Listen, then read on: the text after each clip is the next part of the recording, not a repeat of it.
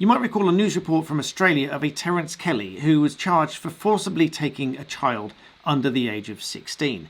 Apparently he's also facing a second charge, but details of which have not yet been released to the public. Reportedly, he took young Cleo Smith for 18 days before being spotted by locals and stopped by the police late at night in a blue Mazda.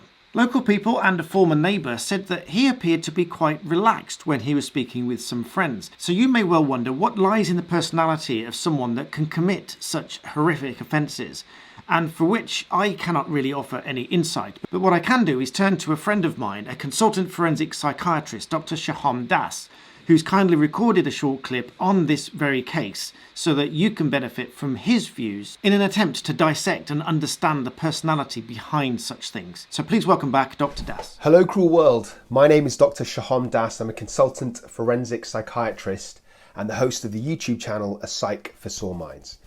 So as you probably know, there was a 4-year-old girl called Cleo Smith who was taken from the Blowholes campsite in Western Australia on the 16th of October, and she went missing for about 18 days until she was eventually found in the house of the perpetrator, a man known as Terence Kelly. So I have my own psychological theory about the diagnosis that Terence Kelly might have. This does involve a degree of speculation because I've not had the benefit of assessing him in person, and also because there are bits and pieces of information available about his psychological makeup, but it's all pretty limited. So the locals, the people that know Mr. Kelly, describe him as a loner. They say he's quite quiet, he's quite shy, he kind of kept to himself. And we also know that there was a fair bit of drama and trauma in his earlier life. So for example, his own mother was a drug addict and she rejected him when he was a baby. Mr. Kelly reportedly always has been a bit of a loner, chose to do activities by himself, and over time had become increasingly withdrawn. But to me, the most fascinating aspect of his personality is that he has this very powerful interest in dolls.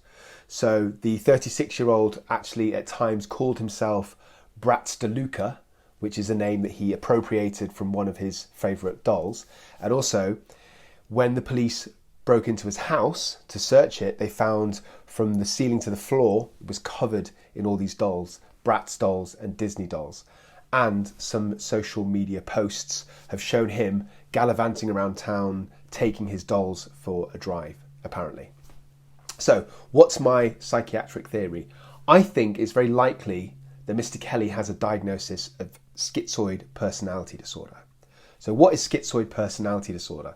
Well, these are the common features. People that have this diagnosis, they don't enjoy or particularly want close relationships, whether that be friends, family, or sexual relationships, and they have very little desire for sex. In fact, they generally can't really experience pleasure, and they have difficulties expressing their emotions or reacting appropriately emotionally to situations.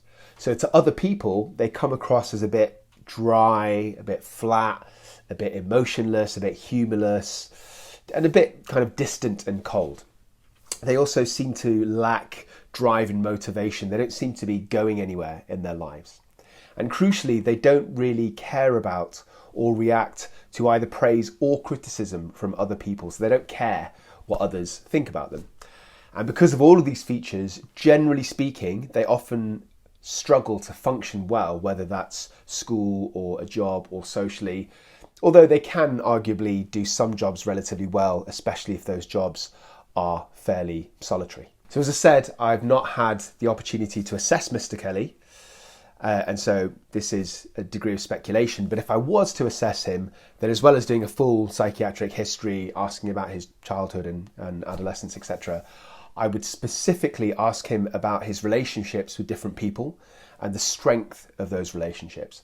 I'd also ask him what his opinions are on other people. So if he lacked any depth in his opinions, then that indicates to me that he probably has schizoid personality disorder.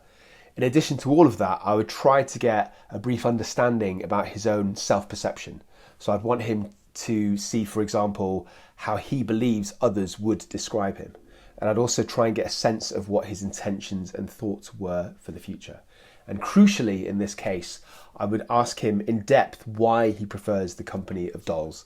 Yeah, specifically, I'd like to see if there's a fantasy life that he's living where the dolls are his friends and whether he feels he can relate to them easier than humans who I imagine tend to kind of dismiss him and keep him at arm's length. So that is my brief psychoanalysis of Terence Kelly. If you're interested in this kind of stuff, I do a whole range of videos on my channel, A Psych for Sore Minds, where I do a crossover between mental illness and criminality and the connection between the two.